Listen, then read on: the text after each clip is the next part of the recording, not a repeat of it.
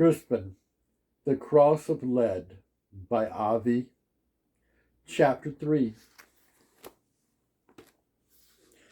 That life of mine began on the feast of St. Giles in the year of our Lord 1363, the 36th year of the reign of Edward III, England's great warrior king.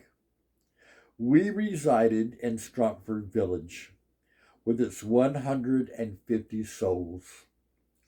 For as long as I could recall, my mother had simply called me son, and since her name was Asta, Asta's son became my common name.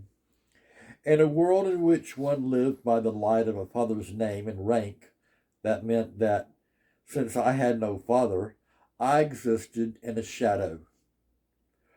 But he, like so many, had died before my birth during a recurrence of the great mortality often called the plague. Or, so my mother had informed me, she rarely mentioned him. Nor did she ever take another husband, a circumstance I did not question. It would have been a rare man who would want so frail and impoverished a woman for a wife, for in the entire kingdom of England there could have been no poorer Christian souls than my mother and I. I had few friends, and none I completely trusted. As Asta's son, I was often the butt of jest, jibes, and relentless hounding. "Why do they taunt me so?" I once asked Father Quinnell during one of my confessions. These confessions were numerous, since I had become convinced there was some sin embedded in me, a sin I was desperate to root out.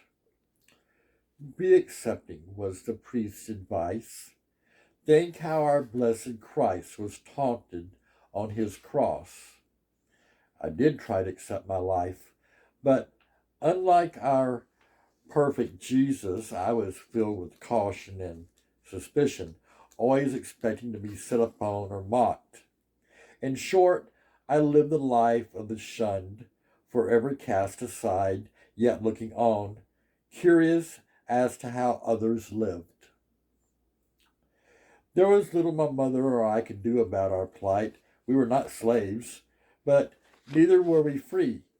The steward, John A. Cliff, never lost an opportunity to remind us of the fact that we were villeins, serfs, bound to Furnival, lord of Stratford village.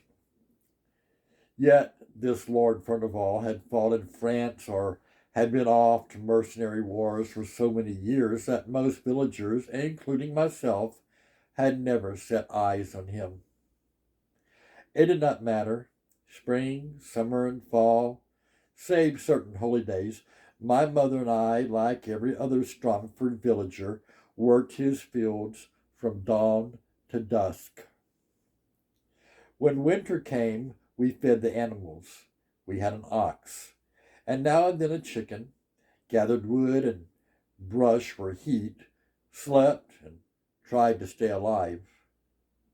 At a time when bread cost a quarter penny a loaf, the value of my mother's daily labor, by King Edward's royal decree, was a penny each day, mine but a farthing.